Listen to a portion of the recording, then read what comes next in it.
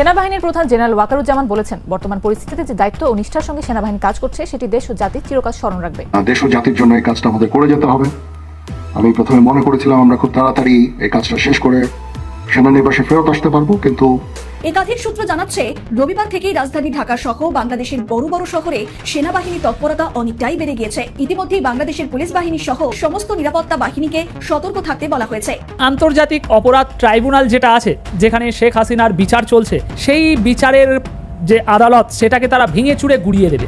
শেখ হাসিনার অনুসারী যেসব কুতুবরা আছেন, গাউসরা আছেন, হ্যাঁ আমি জানি না কি বলা হয়, অনুসারীরা বিশেষ করে, তারা কিন্তু কাজে নেমে গেছে।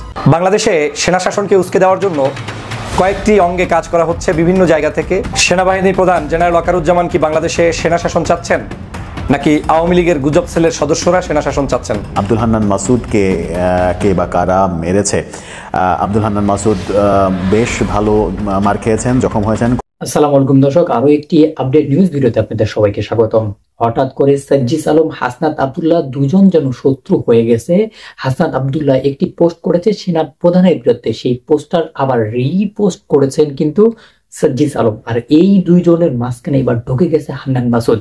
দর্শক, সমন্বয়করা মানে কিছুদিন হয়েছে শুধুমাত্র একটা রাজনৈতিক দল গঠন করেছে, তার মধ্যেই তারা কিন্তু বিভিন্ন রকমের বিবাদে জড়িয়ে পড়তেছে, বাংলাদেশের বিভিন্ন রকমের সমস্যা নিয়ে। এমনকি বাংলাদেশের সেনা প্রধান, যাকে সবাই সম্মান করে, যার কথাতে সবাই কিন্তু একটু হলেও ভাবে, বাংলাদেশের রাষ্ট্রপতি পর্যন্ত যার কাছে স্যালেন্ডার মারে, তাকে নিয়ে এবার কিন্তু এমন কিছু কথা বলা হচ্ছে, এমন কিছু কথা প্রকাশ হচ্ছে, যে কথাগুলো শুনলে আপনারা রীতিমতো অবাক হয়ে যাবেন। তো দর্শক, ভিডিওটা কিন্তু অনেক বেশি গুরুত্বপূর্ণ হয়ে যাচ্ছে, ভিডিওটা কিন্তু অনেক বেশি ইম্পর্টেন্ট হয়ে যাচ্ছে। আমি আপনাদেরকে রিকোয়েস্ট করবো, আপনারা কিন্তু ভিডিওটি একটু স্কিপ করবেন না, সম্পূর্ণ ভিডিওটি দেখার চেষ্টা করবেন। সেনাপ্রধান এবং সমন্বয়করা আসলে কি পর্যায়ে যাবে, কোন দিকে যাচ্ছে, সেটাই কিন্তু আপনারা জানতে পারবেন এবং বুঝতে পারবেন। আওয়ামী লীগের অনেক নেতাকর্মীরা মনে করছেন এই মুহূর্তে ডক্টর ইউনূস সরকারের বিভিন্ন সিদ্ধান্ত, জাতীয় নাগরিক পার্টির বিভিন্ন অ্যাক্টিভিটিস, এগুলোর বিরুদ্ধে যখন বিএনপি কথা বলছে, বিশেষ করে রাষ্ট্রপতি, সেনাপ্রধান, সম্ভবত তাদের খুব আপন লোক হয়ে গেছে। আর তাদের যে আপন লোক হয়েছে ভাবনাটাকে আরো প্রমাণ করে শেখ হাসিনার অনুসারী যেসব কুতুবরা আছেন, গাউসরা আছেন, হ্যাঁ আমি জানি না কি বলা হয়, অনুসারীরা বিশেষ করে, তারা কিন্তু কাজে নেমে গেছে। আবার তারা কি আসলে কাজে নামলো, নাকি শেখ হাসিনা তারা রেতে কাইটা দিছিল এতদিন বোঝা যায় নাই। যেমন শিবিরের যিনি ঢাবির সভাপতি, তিনি কিন্তু ছাত্রলীগের রাজনীতি করছেন, তাই না? পদে ছিলেন কিনা জানি না, বাট এখন তো ভাইসা উঠছেন। এরকমও হইতে পারে যে আগে তারা অন্তরে বিএনপি ছিল, ক্যাম্পাসে হয়তো আওয়ামী লীগ ছিল। আবার এই আন্দোলনের যে দুই নেতা সার্জিস, হাসনাত, এরা তো আওয়ামী লীগ করছে, মানে ছাত্রলীগ করছে, পরে তারা তবা করে ফেলছে, জুলাই আগস্টের সময় তারা নেতৃত্ব দিছে। এরকমও হইতে পারে। ঘটনার প্রেক্ষাপট কোথায়? আপনার সরকার পতনের পর বাংলাদেশের বিভিন্ন জায়গায় জাতীয়তাবাদী যে দল আছেন বিএনপি, তারা তাদের জেলা, উপজেলা, কলেজ কমিটিগুলা সব জায়গায় কিন্তু একটা কমিটি দিচ্ছেন। আর আজকে আমরা যে নিউজটা দেখলাম, যে ঘটনার প্রেক্ষাপট হচ্ছে পাবনায়, আপনার পাবনা মেডিকেল কলেজে দীর্ঘ প্রতীক্ষার পর একটা মেডিকেল কলেজ শাখার ছাত্রদলের অনুমোদন হয়েছে, 22 সদস্য বিশিষ্ট। অভিযোগ হচ্ছে এই কমিটির সিনিয়র সহসভাপতি, সাধারণ সম্পাদক সহ 11 জনই, মানে 11টা পদে নিষিদ্ধ ছাত্রলীগের নেতাদের স্থান দেওয়া হয়েছে। এখন যারা দিলেন তারা কি জায়না দেন নাই? অবশ্যই দিচ্ছেন। হইতে পারে নাহিদ সার্জিসের মতন ছুপা আওয়ামী লীগ ছিল, ছুপা বিএনপি ছিল, এরকমও হইতে পারে। আবার আরেকটা হইতে পারে না, শেখ হাসিনার অনুসারী যারা, তারাও আগের মতন আওয়ামী লীগে যেমন ছাত্রলীগে, যুবলীগে বিভিন্ন জায়গায় ঢুকে গেছিল, শিবির, বিএনপিরও 2-4 জন ঢুকছে, তো এইরকম হয়তো অনেকে আবার ঢুকে যাচ্ছে। তো তোমরা আমাদের করছিলে, আমরাও তোমাদের সাথে আপাতত থাকি। কেউ আবার স্বেচ্ছায়ও করতেছেন পিঠ বাঁচানোর জন্য। আর গতকালকে দুপুরে জাতীয়তাবাদী ছাত্রদলের কেন্দ্রীয় সভাপতি রাকিবুল ইসলাম রাকিব এবং সাধারণ সম্পাদক নাসির উদ্দিন নাসির এই কমিটির অনুমোদন দেন এবং আগামী 30 দিনের মধ্যে কমিটিটি পূর্ণাঙ্গ করে কেন্দ্রে জমা দেওয়ার নির্দেশ দেওয়া হয়। আর আমরা তো দেখি পাবনা মেডিকেল কলেজ নবগঠিত ছাত্রদলের কমিটি এবং নিষিদ্ধ ছাত্রলীগের বঙ্গবন্ধু হল শাখার পূর্বের কমিটি বিশ্লেষণ করে দেখা যায় শাখা ছাত্রদলের নবনির্বাচিত সাধারণ সম্পাদক হাসিব ওরফে শুভ, তিনি ছাত্রলীগের হল শাখার যুগ্ম সাধারণ সম্পাদক ছিলেন। সিনিয়র সহসভাপতি যিনি আছেন আমিনুল ইসলাম তানিম, তিনি ছিলেন তথ্য ও গবেষণা বিষয়ক সম্পাদক। সহসভাপতি রাহুল রায়, তিনি ছিলেন বিজ্ঞান এবং প্রযুক্তি বিষয়ক সম্পাদক। সিনিয়র যুগ্ম সাধারণ সম্পাদক শেখ আল ফায়েদ, তিনি ছিলেন গণশিক্ষা বিষয়ক সম্পাদক। সহ সাংগঠনিক সম্পাদক ইয়াসির আরাফাত ছিলেন ছাত্রলীগের আপ্যায়ন বিষয়ক সম্পাদক। এছাড়া যুগ্ম সাধারণ সম্পাদক পদ পাওয়া তরিকুল ইসলাম, তিনিও ছাত্রলীগের যুগ্ম সাধারণ সম্পাদক পদে ছিলেন। আরেক যুগ্ম সাধারণ সম্পাদক হাবিবুর, তিনি ছিলেন ছাত্রলীগের সমাজসেবা সম্পাদক। আরেকজন যুগ্ম সম্পাদক আপনার তাসরিফ আলম, তিনি ছিলেন হল ছাত্রলীগের দপ্তর সম্পাদক। এছাড়া যুগ্ম সাধারণ সম্পাদক স্বাধীন মিয়া, সাংগঠনিক সম্পাদক নাসিরউদ্দিন নাবিল, প্রচার সম্পাদক সামিন রাফিদ আরোহ, এরা প্রত্যেকেই ছাত্রলীগের সক্রিয় কর্মী হিসেবে দায়িত্ব পালন করেছেন। তো যাদের বিরুদ্ধে অভিযোগ আসছে তাদের বক্তব্য কি? তাদের বক্তব্য, ভাই আমি করতাম না, তবে আমি হলে থাকার কারণে কে বা কারা কমিটিতে আমার নামটা যুক্ত করে দিয়েছিল, আমার অনুমতি না নিয়েই তারা আমাকে ছাত্রলীগের হল কমিটিতে রেখেছিল। আমি অন্তরে ছাত্রদল লালন করি। বিশ্বাসযোগ্য হইতে পারে, কারণ যখন একটা জায়গায় হয় কি আপনি দলের নাম না লইয়ে ভেজাল, তখন অনেকে বাধ্য হইয়া ছাত্রলীগ করছে, আবার অনেকে অন্তর থেকেও করছে। আওয়ামী লীগ আগামী 2-4-5 বছর আসবে কিনা সন্দেহ আছে। সে যে বিশাল নেতাকর্মী এলাকাতে বা কলেজে বুতাম টুতাম খুইলে অভ্যাস, এরা তো পড়বে বাটে, মামলা খাবে। বিএনপির লোকবল দরকার, আবার হইতে পারে এরা পুরোনাই ছাত্রদল, ওই আর কি, মানে মিল্লা জিল্লা চলতেছে। ভালোই, ভালো থাকো।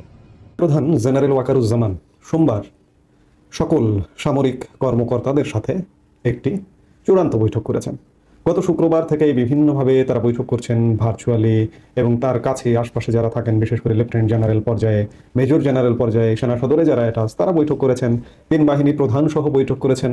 কিন্তু সোমবারের বৈঠকটি ছিল খুব বড় ধরনের একটি বৈঠক। এটিকে যদি মেগা বৈঠক বলা হয় তাহলে ভুল হবে না। এটিকে সেনাবাহিনীর ভাষায় বলা হচ্ছে যে অফিসার্স অ্যাড্রেস। এতে সামরিক বাহিনীতে কর্মরত, এমনকি বিভিন্ন বাহিনীতে প্রেষণে নিয়োজিত সামরিক কর্মকর্তা যারা আছেন, র্যাব, বিজিবি, এই ধরনের বিভিন্ন ক্ষেত্রে তারা পর্যন্ত গতকাল সোমবারের বৈঠকটিতে অংশগ্রহণ করেছিলেন। এবং এই বৈঠকটি এই মুহূর্তে এতটাই বেশি গুরুত্বপূর্ণ ছিল যে পুরো সামরিক বাহিনী সাম্প্রতিক সময়ে দেশের উত্তেজনাকর পরিস্থিতি এবং এই যে সমন্বয়কদের উস্কানিমূলক বক্তব্য, সমন্বয়কদের পৃষ্ঠপোষকদের উস্কানিমূলক বক্তব্যের কারণে সামরিক বাহিনীর বড় অংশ, বলা যায় বেশিরভাগ, প্রচণ্ড সংক্ষুব্ধ হয়েছিল। এই সংক্ষুব্ধতা থেকে সেনাপ্রধানের এই বৈঠকটি করা জরুরি ছিল এবং সেই বৈঠকটি তিনি করেছেন। বৈঠকে নানা রকম দিক নির্দেশনা দিয়েছেন। সেনাবাহিনী প্রধান জেনারেল ওয়াকারুজ্জামান এই বৈঠকে বলেছেন যে বর্তমান পরিস্থিতিতে যে দায়িত্ব ও নিষ্ঠার সঙ্গে সেনাবাহিনী কাজ করছে সেটি দেশ ও জাতি চিরকাল স্মরণ রাখবে। সোমবার ঢাকা সেনানিবাস সেনা প্রাঙ্গণে সেনা কর্মকর্তাদের সঙ্গে এক বৈঠকে অফিসার্স অ্যাড্রেসে তিনি কথা বলেন। সূত্র জানায় সেনাপ্রধান দেশের আইন শৃঙ্খলা পরিস্থিতি, নানা ধরনের অপপ্রচার, গুজব, উস্কানিমূলক বক্তব্য সহ বিভিন্ন বিষয় নিয়ে কথা বলেন। ঢাকার বাইরে সেনা কর্মকর্তারা অনলাইনের মাধ্যমে এই বৈঠকে যুক্ত হয়েছেন। ঢাকায় যারা ছিলেন তারা সরাসরি এবং ঢাকার বাইরের কর্মকর্তারা গতকালের বৈঠকে অনলাইনে উপস্থিত ছিলেন। অর্থাৎ সেনাবাহিনীর সকল পর্যায়ের কর্মকর্তা এই বৈঠকে উপস্থিত ছিলেন। সূত্র জানায় কর্মকর্তা ও সৈনিকদের প্রতি কৃতজ্ঞতা জানিয়ে সেনাপ্রধান বলেন তাদের আত্মত্যাগ দেশ সব সময় স্মরণ করবে। তিনি সবাইকে ধৈর্যের সঙ্গে দায়িত্ব পালনের পাশাপাশি যে কোনো উস্কানিমূলক বক্তব্যে প্রতিক্রিয়া না দেখানোর বিষয়ে সতর্ক করেন। তিনি বলেন এমন কিছু করা যাবে না যাতে উস্কানিদাতাদের লক্ষ্য অর্জিত হয়। খেয়াল করুন, এই যে উস্কানিদাতারা যে বিভিন্ন রকম উস্কানিমূলক বক্তব্য দেয় তাতে এই সেসব বক্তব্যে প্রতিক্রিয়া দেখানোর বিষয়ে সতর্ক থাকতে বলেছেন। তিনি উস্কানিদাতাদের যাতে লক্ষ্য অর্জিত না হয় সেই কথা বলেছেন, ইত্যাদি অনেক কিছু বলেছেন, অনেক কথা বলেছেন যেগুলো আপনারা ইতিমধ্যে গণমাধ্যমে দেখেছেন। কিন্তু আমার প্রশ্ন হলো যে সেনাবাহিনী, সেনাপ্রধান সকল অফিসারদের নিয়ে বৈঠক করলেন এবং এই বৈঠকটি একটি বার্তা দেয় যে সেনাবাহিনী ঐক্যবদ্ধ। সেটি সেকেন্ড লেফটেন্যান্ট থেকে শুরু করে সেনাপ্রধানের পরের অবস্থান লেফটেন্যান্ট জেনারেল পর্যন্ত সবাই ঐক্যবদ্ধ। এই জায়গায় আমি গতকালকের ভিডিওতেও বলেছি যে সেনাপ্রধান জেনারেল ওয়াকারুজ্জামান যে পদক্ষেপ নেবেন সবাই তাতে সায় দেবেন, সম্মতি দেবেন। আরেকটি গুরুত্বপূর্ণ বিষয় যে দেশে যখন অচল অবস্থা চলছে, আমি বলছি অবশ্য অচল অবস্থা, কিন্তু একটি গোষ্ঠী বলবেন যে না সব ঠিক আছে, সব ঠিক নেই, অস্বাভাবিকতা আছে। গতকালকের ভিডিওর কমেন্টেও 2-1টি কমেন্ট আমি দেখেছি, কই সব তো ঠিক আছে, শপিং মলে গিয়ে শপিং করছে মানুষ, শপিং মলে দাঁড়ানোর জায়গা নেই, কিন্তু বাস্তব চিত্র সম্পূর্ণ ভিন্ন। ব্যবসায়ীদের কাছে খোঁজ নিয়েও দেখেন যে আগের ঈদে কেমন ব্যবসা হয়েছে, আগের রোজায় কেমন ব্যবসা হয়েছে, এবার কেমন ব্যবসা হচ্ছে। অর্থাৎ দেশ একটা থমথমে অবস্থা বিরাজমান। তো এই যে সেনাপ্রধান যে ডেকে সবাইকে ডেকে অনলাইন অফলাইনে সরাসরি বক্তব্য দিলেন, এখন কি ঠান্ডা হয়ে গেল পরিস্থিতি? মোটেই নয়। এটি যদি মনে করেন তাহলে ভুল হবে। যে কোনো সময়, আমি বলছি না যে আজকে রাতে ঘটনাটি ঘটবে কিংবা পরশু রাতে ঘটনাটি ঘটবে, আবার আজকে রাতেও ঘটতে পারে। অর্থাৎ বর্তমানে দেশে যে অবস্থাটি চলছে এটি একটি অচল অবস্থা। এখানে যে একটি সরকার আছে, আমি বারবারই বলি, এটি বোঝা যায় না। সরকার যেহেতু নেই, একটা ক্রিয়াশীল সরকার লাগবে, দেশে একটি নির্বাচন অনুষ্ঠিত হতে হবে এবং সেটি হবে, সেটি ঘটবে, সেটি আজ না কাল না পরশু, এটি এই মুহূর্তে বলা কঠিন। তবে সেনানিবাস এই যে শুধুমাত্র বৈঠকের পর বৈঠক করছে, যে গত কয়েকদিন ধরে ম্যারাথন বৈঠক, গতকালকে একটি সর্বোচ্চ চূড়ান্ত বৈঠক করেছে, আজকেও বৈঠক হবে, কালকেও বৈঠক হবে, প্রতিনিয়ত বৈঠক হবে। ক্যান্টনমেন্ট যে প্রচন্ড ব্যস্ত হয়ে পড়েছে এতে কোনো সন্দেহ নেই। এই ব্যস্ততার পেছনে অবশ্যই কারণ আছে। দেশকে উদ্ধার করবে ক্যান্টনমেন্টই, কারণ সারা বাংলাদেশ যখন রাজনীতি ফেল করে, সিভিল সোসাইটি, সিভিল প্রশাসন যখন ফেল করে, তখন কিন্তু দেশে দেশে, আমি মিলিটারি পলিটিক্স পড়েছি, সেই জায়গায় যেটি দেখেছি যে দেশে দেশে কি হয়, সেটা সেখানকার জনগণ একসময় প্রত্যাশা করে যে সামরিক বাহিনী ক্ষমতায় আসুক। আলটিমেটলি চূড়ান্ত বিচারে কিন্তু সামরিক বাহিনী ক্ষমতায় আসা কোনো দেশের জন্য ভালো হয় না। আমাদের বাংলাদেশের 3 বাহিনীর প্রধানের একটা মিটিং হয়ে গেল। আচ্ছা, এই মিটিং এর ভিতরে আপনার বা এই মিটিং কে ঘিরে আমাদের বাংলাদেশের কোনো মিডিয়া বা কিংবা কোনো গণমাধ্যম কেন এটা প্রচার করলো না, সেই বিষয়ে কথা বলবো। তার আগে বলে নেই যে এই যে মিটিংটা, এটা আসলে প্রচার করছে কে? এটা হচ্ছে ভারতের অনেক বড় একটা গণমাধ্যম আনন্দবাজার।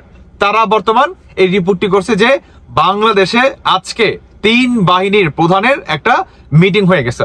আচ্ছা, এই মিটিং এ ঘিরে আসলে কি কথা হয়েছে আমাদের বাংলাদেশ প্রসঙ্গে, আপনার অন্তর্বর্তীকালে সরকারকে প্রসঙ্গে, এবং হাসনাতের যে স্ট্যাটাস কিংবা হাসনাত নাকি ওয়াকার, এই যে স্লোগানটা বহির্বিশ্ব থেকে জঙ্গিবাদীরা যে একের পর এক বাংলাদেশকে অস্থিতিশীল করার চেষ্টা চালাচ্ছে, এই প্রসঙ্গে যে 3 বাহিনীর প্রধানের মিটিংটা, কিংবা এখানে আপনার কে কে ছিল। তার আগে আপনাদেরকে আমি একটা সুসংবাদ দিচ্ছি, সেটি হচ্ছে আমাদের বাংলাদেশের এই 3 বাহিনীর প্রধানের যেই মিটিংটা, এই মিটিংকে ঘিরে অনেক বড় একটা পজিটিভ দিক উঠে আসছে।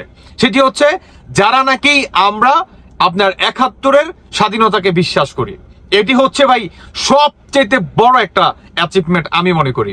দ্বিতীয়ত আপনার বাংলাদেশ সেনাবাহিনীতে এই হচ্ছে মনে করেন মানে কি বলে মানে ঐতিহাসিক বা ইতিহাসের প্রথমবার 3 বাহিনীর প্রধানের ভিতরে বাংলাদেশের সার্বভৌমত্বকে রক্ষা করার ক্ষেত্রে একত্রে মিটিং। এবং আরো একটি মজার বিষয়, সেটি হচ্ছে আমাদের বাংলাদেশ প্রসঙ্গে কিংবা বাংলাদেশের সার্বভৌমত্বকে প্রসঙ্গ বা এইটাকে ঘিরে আমাদের বাংলাদেশে যে আপনার সেনা থেকে শুরু করে যে জেনারেল পর্যায়ে কিংবা যে বা যারা আছে, হ্যাঁ, একদম আপনার উচ্চ থেকে একদম নিচ স্তরের যে পদ পদবিগুলো আছে, সবাই একত্র হয়েছে এবং সকলের একটাই দাবি আমাদের বাংলাদেশের 3 প্রধানের কাছে, বিশেষ করে আপনার সেনা প্রধান মিস্টার ওয়াকারের কাছে, যে আমাদেরকে রাজপথে নামান কিংবা আমাদেরকে সর্বোচ্চ পাওয়ার দিয়ে রাজপথে নামানো হোক।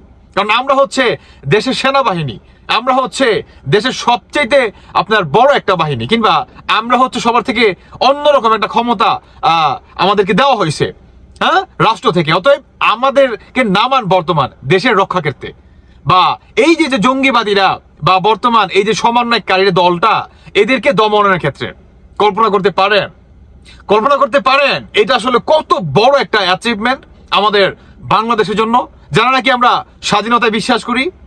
এখন আসুন, এই সমন্বয়ক হাসনাত তিনি হঠাৎ করে 360 ডিগ্রি অ্যাঙ্গেলে ইউটার্ন কেন নিয়ে নেয়?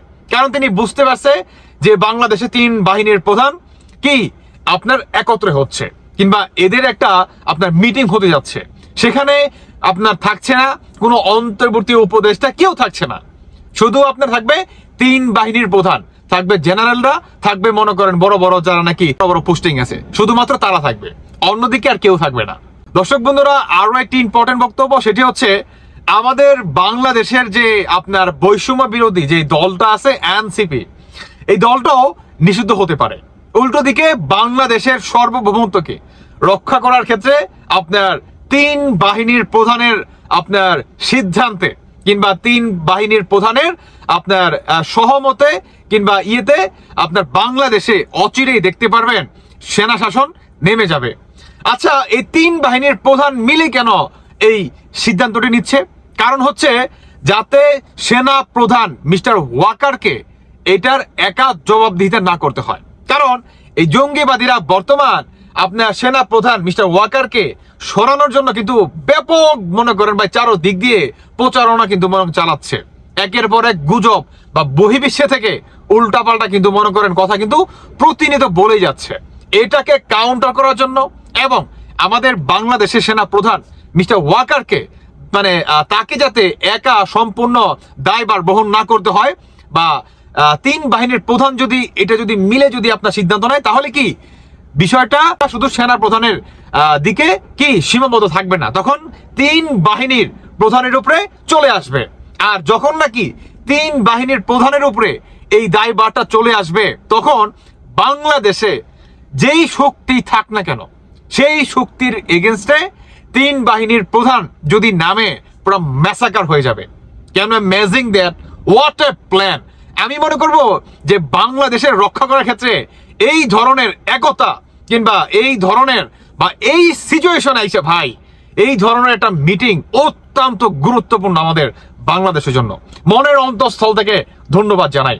এখন আসুন, আমাদের বাংলাদেশের কোনো মিডিয়া কেন দর্শক, আপনাদেরকে যে সমস্ত প্রতিবেদন দেখানো হলো, এই সমস্ত প্রতিবেদন দেখার পর আপনাদের মন্তব্য কি অবশ্যই কিন্তু আপনাদের গুরুত্বপূর্ণ একটি মন্তব্য করে যাবেন আমাদের ভিডিও কমেন্ট বক্সে। আর বর্তমান বাংলাদেশে এই যে সেনাপ্রধান, সমন্বয়ক এবং এই যে রাজনৈতিক দলগুলো নিয়ে যেটা চলতেছে, আসলে এর শেষটা কোথায়? এই যে রাজনৈতিক দলগুলো যে বলতেছে যে একটা নির্বাচিত সরকার আসলে এগুলো শেষ হবে, আপনাদের কি মনে হচ্ছে? অবশ্যই কিন্তু এই বিষয়টা নিয়ে কমেন্ট বক্সে করার চেষ্টা করবেন। দর্শক, ভিডিওটি ছিল এতটুকুই। আবার দেখা হবে নতুন কোনো ভিডিওতে, নতুন কোনো টপিক নিয়ে। ততদিন পর্যন্ত ভালো থাকুন, সুস্থ থাকুন। আল্লাহ হাফেজ।